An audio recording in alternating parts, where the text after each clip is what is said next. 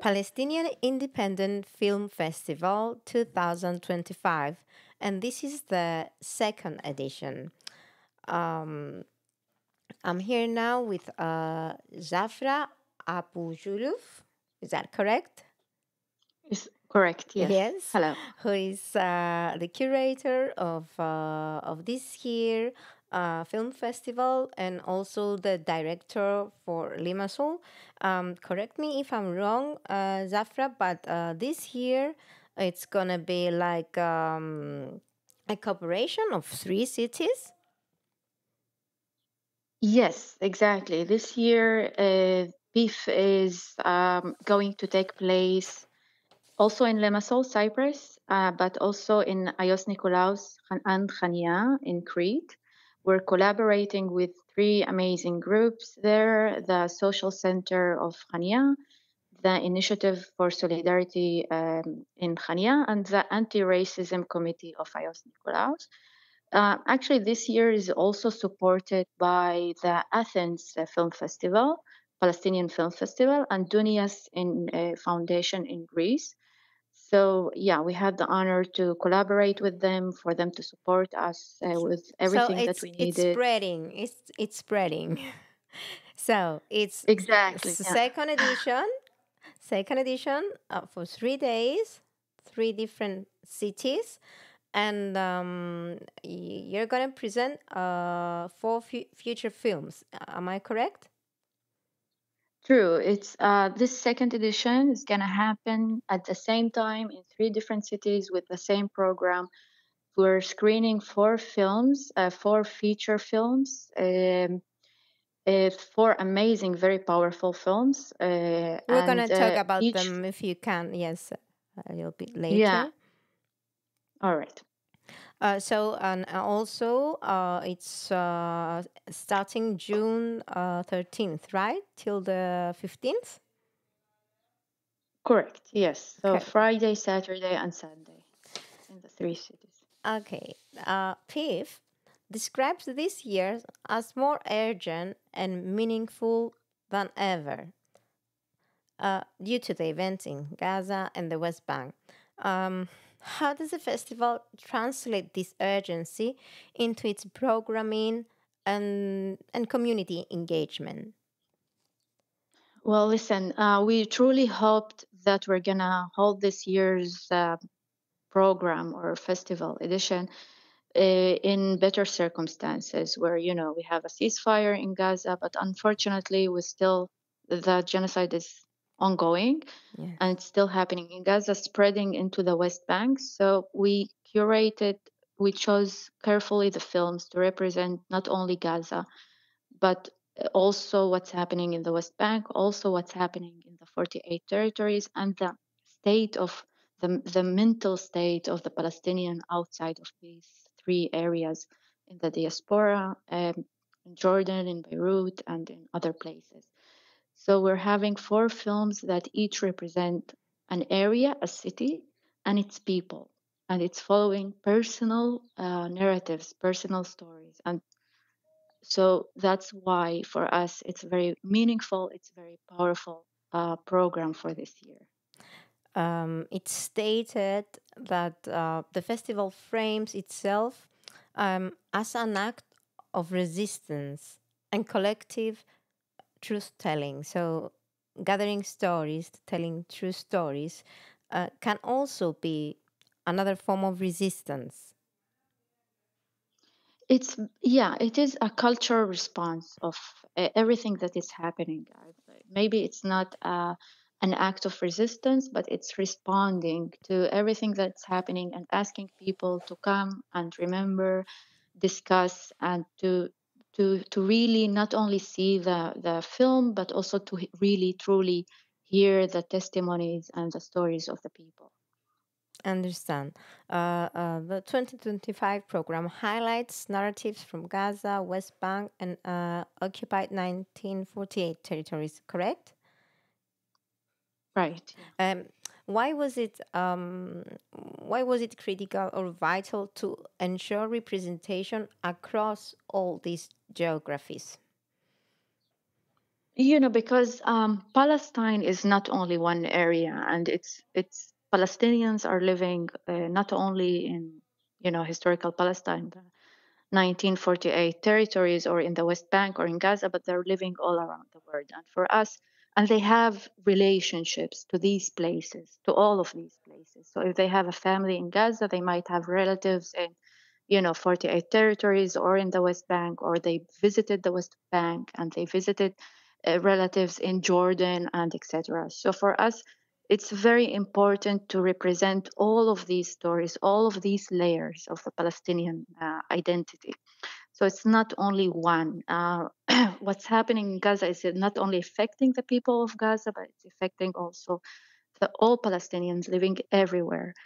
And filmmakers, no matter where they're from, they are responding to everything that is happening everywhere around them, to Palestinians around them. Jafra, can you please tell me also a little bit about yourself? I do know from, and I do remember our last year's conversation, and as you said, we expected things to be different and not Yeah. worse. I don't find the correct words for this, but can you also tell me a little bit about yourself, who you are, where you come from, um, what's your relationship here in Cyprus, and also this relationship with the film, with directing. Well, okay. So I have nothing to do with cinema actually in my practice. I'm a visual artist. I come from the Carmel Mountains. It's an area next to Haifa. I was born there, raised there, so I'm a Palestinian from the 48 territories, holding the Israeli passport. And I came here to Cyprus in 2021 after everything that happens in the West Bank and in East Jerusalem, with the settler invasion, also to diverse cities or Palestinian cities and villages inside Israel. And then we made that choice, this very difficult choice, I must say, to leave everything and to say, okay, in order to live and for me to also practice my art, I need to be somewhere else, but also not so far away. So we chose Yes. Cyprus. Yes. And since I came here, I met amazing people, and I've been always very much connected in my not only in my professional practice as an artist, but also as a Palestinian to everything that is happening in Palestine. So this is something that you cannot disconnect from. And after last year's or 2023, 7th of October, I felt the urge that we need to do something more, not only to talk about it in my practice or in our small circles, but to try and to um, open it to a wider audience. And film is a powerful, and cinema is a very powerful tool to do that. So that's how we came to that decision to create this film festival. And through this initiative, I got to learn a lot of good people here in Cyprus, but also in Crete. And we, developed and built this collaboration that kept us going. So that's a good thing that, came out of this strategy. But Yes. and we truly hope to continue. I mean, as you said, we truly were hoping to have this edition in better times, but unfortunately we are not. We feel it's a duty, though, that to keep going and to keep telling these stories and to keep being or giving platforms to these voices from Palestine. I will repeat your phrase. It's a cultural response, a culture peaceful response to all this injustice, to all this violence, and I cannot imagine how it must feel to be so near, so near to your home, and yet so far in feeling how can you help. So I think PIF, Palestinian Independent Film Festival, is indeed an act of resistance. Let's go back to the film. This year features only 4 films, as we said, and it's like a focused selection.